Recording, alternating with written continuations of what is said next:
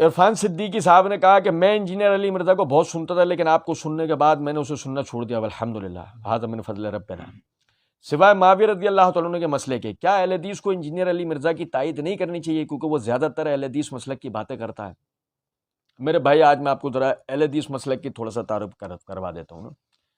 دیکھیں اہل حدیث مسلک اصلاً کتاب و سنت پہ عامل لوگوں کی جماعت کا نام ہے، جس کا ایک اپنا ذاتی منہج ہے، وہ منہج جو کتاب و سنت سے ثابت شدہ ہے، وہ منہج جو قرآن و صحیح احادیث پر مبنی اور سلف صالحین کے فہم کے عین مطابق ہے۔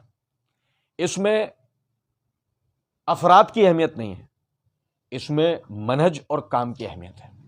اس میں اہمیت اس چیز کی نہیں ہے کہ بیان کرنے والا سیف اللہ محمدی ہے یا انجینئر محمد علی مرزا ہے، اس میں اہمیت اس بات کی ہے وہ بیان کیا کر رہا ہے اور اس کے نتائج کیا نکل کے آ رہے ہیں۔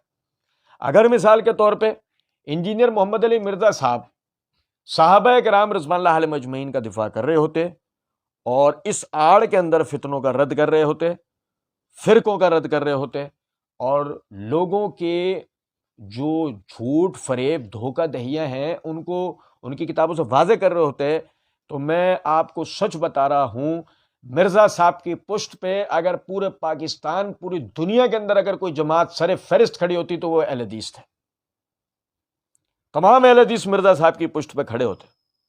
لیکن ہوا کیا کہ چونکہ مرزا صاحب خود کو آئیکن سمجھتے ہیں، جیسے کہ مسئلہ نمبر 157 میں انہوں نے اپنے بارے میں کہا ہے، اور جیسے کہ مرزا صاحب اپنے آپ کو اس جو نا سب کانٹیننٹل کی سب سے علمی شخصیت سمجھتے ہیں، جیسے کہ اشاروں کنایوں کے اندر انہوں نے مسئلہ 157 میں اس کی طرف توجہ دلائی، اور میں توجہ دلاتا رہتا ہوں کس طرح۔ بلکہ مرزا صاحب نے مسئلہ 170 کے اندر یہ بھی کہا ہے کہ سلف صالحین نے جو علم بیان کیا تھا نا وہ سمجھائی میں نے۔ تو آپ سمجھیں ذرا اس بات کو کہ اہل حدیث حضرات والی اگر مرزا صاحب باتیں کر رہے ہوتے ہیں اور اہل حدیث کو ان کی تائید کرنی چاہیے تھی، تو مرزا صاحب تو خود کہہ چکے ہیں جو سلف صالحین بیان کرتا ہے اسے تو بتاتا ہی میں ہوں، تو اہل حدیث کس کھاتے میں؟ بھائی اہل حدیث کی کوئی حیثیت بچی؟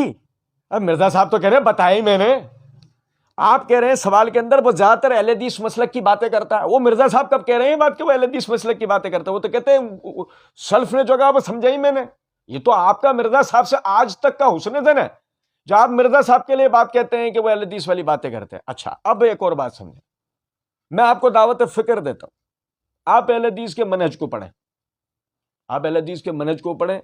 اگر آپ اہل حدیث کے منہج کو پڑھ لیں گے، میں شرطیہ یہ بات کہتا ہوں، آپ مجھے دنیا کے کسی بھی کونے میں بلا کے مرزا صاحب کے ساتھ اور ایک معتدل مرزا صاحب کا مقرر شخص بٹھا دیں، مرزا صاحب ثابت کریں اس بات کو کہ مرزا صاحب کا بیان کردہ کوئی ایک مسئلہ بھی مسلک اہل حدیث کی نمائندگی کرتا ہے تو جو چور کا حل وہ میرا۔ میں ثابت کروں گا کہ مرزا صاحب کا بیان کردہ ہر ایک مسئلہ روافض کی نمائندگی کرتا ہے۔ میں نے کیا کہا؟ میرے جملے کو غور سے دوبارہ سن لیں، میں لائیو دہرا رہا ہوں کہ مرزا صاحب نے کوئی مسئلہ کبھی اہل حدیث حضرات کا بیان کیا ہو، مرزا صاحب نے اہل حدیث حضرات کا کوئی عقیدہ نظریہ بیان کیا، گارنٹی سے میں یہ بات کہتا ہوں جو چور کا حل وہ میرا۔ اگر مرزا صاحب ثابت کر دیں میرے سامنے بیٹھ کے، میں ثابت کروں گا مرزا صاحب نے آج تک جو بھی بیان کرا ہے وہ سب روافض کی جو ہے تائید میں بیان کرا ہے۔ اور رہ گئی یہ بات کہ بھائی سوائے معاویہ رضی اللہ تعالیٰ عنہ کے مسئلے کے جو ہے وہ اس کی ہم تائید کر لیں، آپ میری بات سمجھیں، آپ منہج اہل حدیث پڑھیں، مرزا صاحب کو سنیں، میں اس سے بھی پہلے آپ کو دعوت فکر دیتا ہوں، آپ مرزا غلام احمد قادیانی کو پڑھیں۔ آپ یقین کریں کہ اگر مرزا غلام احمد قادیانی کو یوٹیوب چینل حاصل ہو جاتا، آج مرزا غلام احمد قادیانی کے فالوورز مرزا انجینئر کے فالوور سے 10 لاکھ گنا زیادہ ہوتے، بلا مبالغہ ہم یہ بات کرتے ہیں۔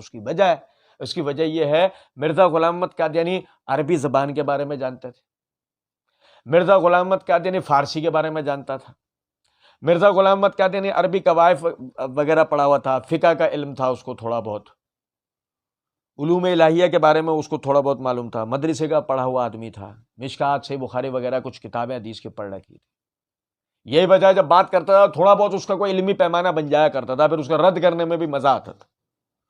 لیکن مرزا جہلمی کا تو مسئلہ یہ ہے، مرزا جہلمی کا مسئلہ یہ ہے کہ اگر اس کو پوچھا جائے عربی کا معنی بتاؤ، کس کی؟ عربی زبان ہے نا، عربی زبان، عربی کا معنی بتاؤ، میں گارنٹی سے بات کرتا ہوں مرزا صحیح نہیں بتا سکتا. آج یہ ہماری سن لے نا ویڈیو، کل تیاری کر لے، پرسوں ہمارے سامنے بیٹھ کے نہیں بتا سکتا. آج ہماری یہ ویڈیو سن لے، یہ ہم نے سوال کیا، مرزا نے سن لیا، رات کو بیٹھ کے جواب اس کو سب بتا رہا ہوں، بیٹا بیٹا دیکھیے بیٹا یوں، بیٹا یہ دیکھ، وہ پوچھے تو ایسے بولنا، بیٹا بیٹا بیٹا بیٹا، جی ابو، جی جی ابو، جی ابو، انگوٹھا منہ میں، ابو جی. لیکن اگلے دن جب ہمارے سامنے بیٹھے گا اور مجھے عربی زبان کا معنی بتا، مرزا جی اگر بتا دیں، نہیں سمجھ رہے بات کو. یہ معذرت کے ساتھ آپ اب نے کہا نا کہ ہمیں انجینئر مرزا کی تائید کرنی چاہیے. اور میرے بھائی، ہم اللہ کی قسم، اللہ کی قسم، امت مسلمہ ابھی اتنی معذور نہیں ہوئی کہ ایک آدمی اسلاف امت کے اوپر انگلی اٹھائے، صحابہ کرام، تابعین، تبع تابعین کے حوالے سے بکواس کرے، اور امت جو ہے وہ صرف اس نام کے اوپر کہ فلاں کام اس نے اچھا کیا ہے، فلاں کام اچھا کیا ہے، اس کو تمغے دینا شروع ہو جائے. میرے بھائی، پھر مرزا غلام احمد قادیانی نے آریہ سماجیوں سے مناظرے جیتے ہیں، عیسائیوں سے مناظرے جیتے ہیں، ملحدین سے مناظرے جیتے ہیں، بعض فرقوں سے بھی مناظرے جیتے ہیں. تو کیا مرزا قادیانی کو بھی سر پہ بیٹھا لیں؟ ایسا نہیں ہے طریقہ. میری باتوں سے دل شکستہ مت ہوئیے گا، میری باتوں کا برا نہیں مانیے گا، یہ مت سمجھے گا میں کوئی تکبر کی بنیاد پہ یہ بات کر رہا ہوں. ہم مرزا صاحب کے تکبر کو توڑ رہے ہیں. جو مرزا صاحب اپنی جان کے اندر ہی فرعون بن کے بیٹھ گئے نا، ہم اس کو توڑ رہے ہیں. ہم یہ بتانا چاہ رہے ہیں کہ آپ سمجھیں اس بات کو، مرزا صاحب نہ تو اہل حدیث تھے، نہ ہیں، نہ کبھی ہو سکتے ہیں الا ماشاءاللہ، اور نہ ہی مرزا صاحب کو اہل حدیثوں کی نمائندگی کر رہے ہیں کہ جو آپ کو یہ ہو کہ جی ہمیں ان کی تائید کرنی چاہیے یا آپ کو ان کی تائید کرنی چاہیے. بلکہ میں آپ کو یہ کہوں گا، آپ کتاب و سنت کا مطالعہ کریں. میں یہ نہیں کہوں گا آپ مرزا انجینئر کو یا کسی کو نہ سنیں، ہمیں ایسے، ہماری دعوت نہیں ہے. ہم نہیں کہتے کسی کو کہ فلاں فلاں کو نہ سنیں. ہم تو بس صرف اتنا کہتے ہیں جس کو چاہے سنیں، لیکن علماء کے ساتھ رابطے میں رہیں، کتابوں کا مطالعہ کرتے رہیں، جو حوالہ جات سامنے والا دیتا ہے اس کی تحقیق لازمی کیا کریں.